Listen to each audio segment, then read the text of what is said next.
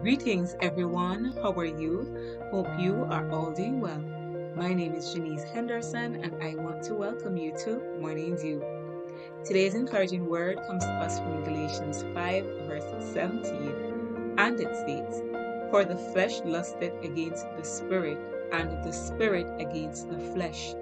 And these are contrary the one to the other, so that ye cannot do the things that ye would." Today, I continue to focus on the series, The Fruit of the Spirit. Today's topic is be intentional. Recognize when it comes to living a life that is characterized by the fruit of the Spirit, it will not just happen. You must be intentional.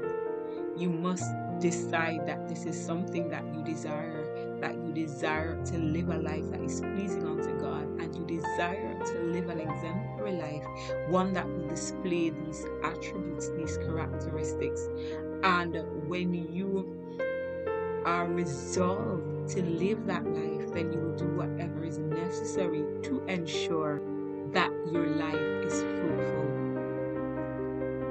And one of the ways you could set your intentions is by weighing the benefits and the consequences. Because know that there are benefits to living that life, and there are also consequences. As our previous encouragement says, walk in the Spirit and you will not fulfill the lust of the flesh. There are numerous benefits by walking in the Spirit, by living an exemplary life, by living a life that is pleasing unto God. And there are consequences when you yield to the flesh, because when you yield to the flesh, you will sin, and the wages of sin is death.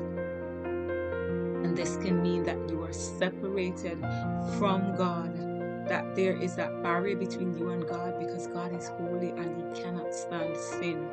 And therefore, when you are separated from God, it opens you up to numerous attacks from the enemy.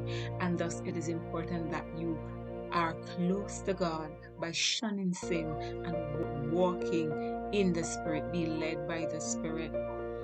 Daniel 1 verse 8 states, "But Daniel purposed in his heart that he would not defile himself with the portion of the king's meat, nor with the wine which he drank. Therefore he requested of the prince of the eunuchs that he might not defile himself." Because Daniel wanted to live a life that is pleasing unto God, he chose not to eat certain things. He chose not to indulge in certain things. And so it is. If you are intentional about displaying the fruit of the Spirit, allowing your life to be characterized by the fruit of the Spirit, then it means that you will have to decide not to do certain things. There are certain things that you will just have to avoid. There are certain conversations that you may not be able to engage in. There are certain actions that you will have to take to ensure that you will yield to the Spirit. And know that as you are on this journey of submitting to the Holy Spirit, of allowing the Spirit to direct you, know that you will face resistance. Because our focus verse states, "The Spirit and the flesh lusteth against each other." Know that these are contrary. The Spirit will direct you in the right way. The flesh will lead you to sin. And thus you will get resistance from the flesh when you begin to yield to the Holy Spirit.